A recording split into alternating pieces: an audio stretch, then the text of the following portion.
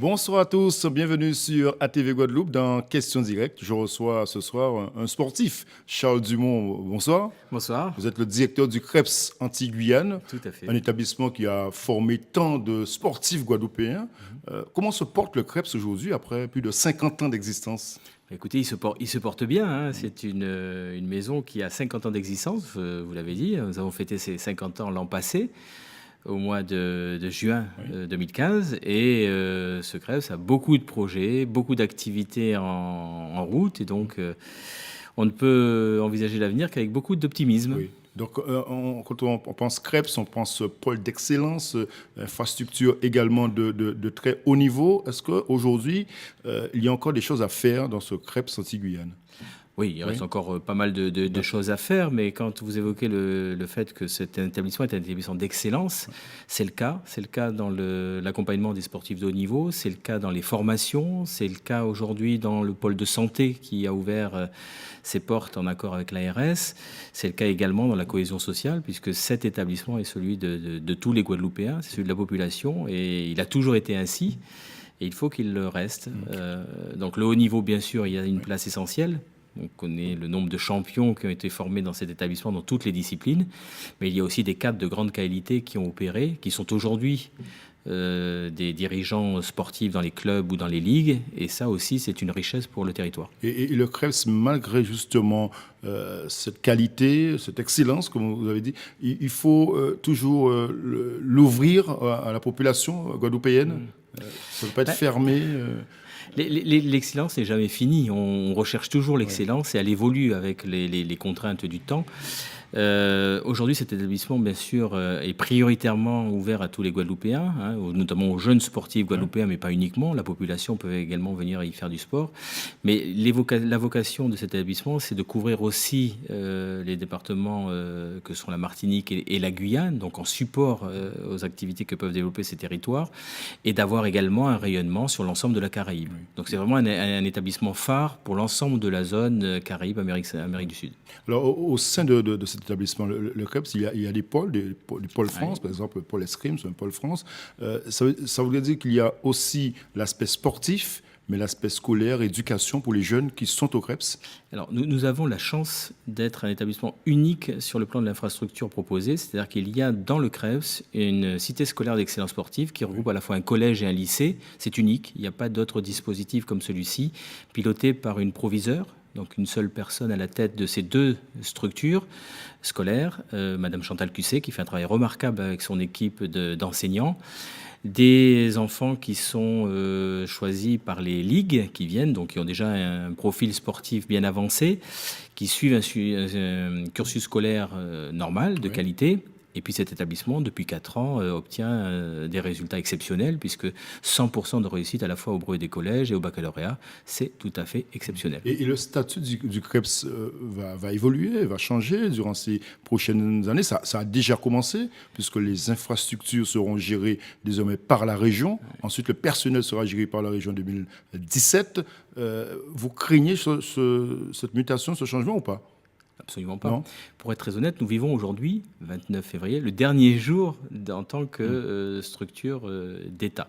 L'établissement, à partir du 1er mars, devient patrimoine de la région, aussi bien les infrastructures que le patrimoine mobilier et immobilier.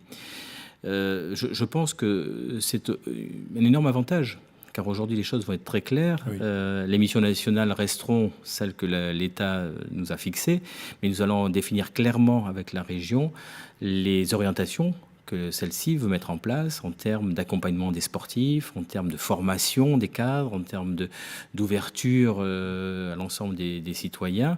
Donc tout ça va être, à mon avis, un plus Oui. pour le développement de l'établissement. Et le jeune et les parents également sont accompagnés.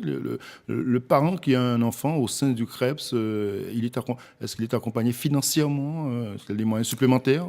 Alors, C'est une question importante Oui. aujourd'hui, puisque pour les familles, venir au Krebs coûte de l'argent. Et nous essayons de voir comment, avec Malgré les performances de l'athlète, Oui. mais les parents payent. Bien sûr, bien sûr. Les athlètes détectés rentrent dans le dispositif qui, lui, en hébergement, restauration, en personnel, coûte à l'établissement. Et donc, il nous faut gérer ça sans faire de bénéfices. C'est pas le but, mais il faut que ça puisse fonctionner et qu'on, là aussi, tire les prestations offertes vers l'excellence en termes de nourriture, en termes d'hébergement, en termes d'accompagnement scolaire.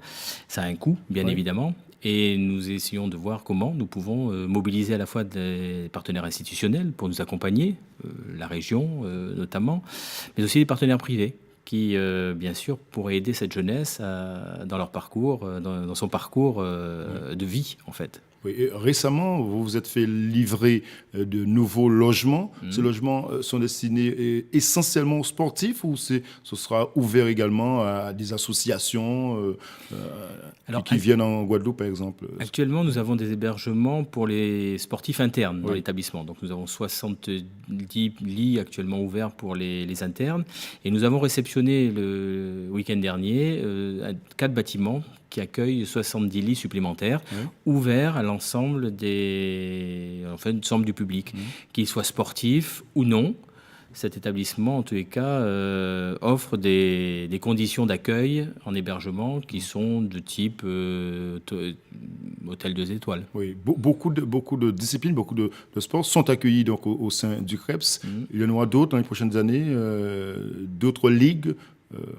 On fait appel à vous ou pas? Je dirais que toutes les ligues sont les bienvenues quand elles viennent rechercher des conditions d'accueil optimales.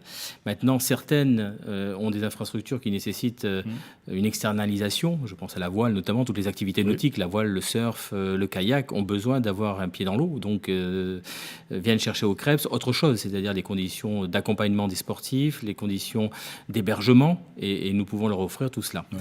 Et quelle est la prochaine étape en termes d'infrastructure pour ce Krebs Antilles-Guyane? Alors aujourd'hui, il est absolument urgent d'intervenir sur 2 structures qui souffrent en fait par leur fréquentation. C'est à la fois la piste d'athlétisme.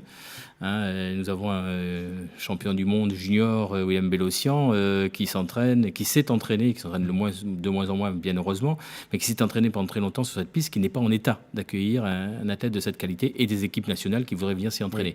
La deuxième infrastructure, c'est la piscine. Nous sommes le établissement en France à avoir une piscine dans nos murs, et cette piscine nécessite bien sûr des soins constants.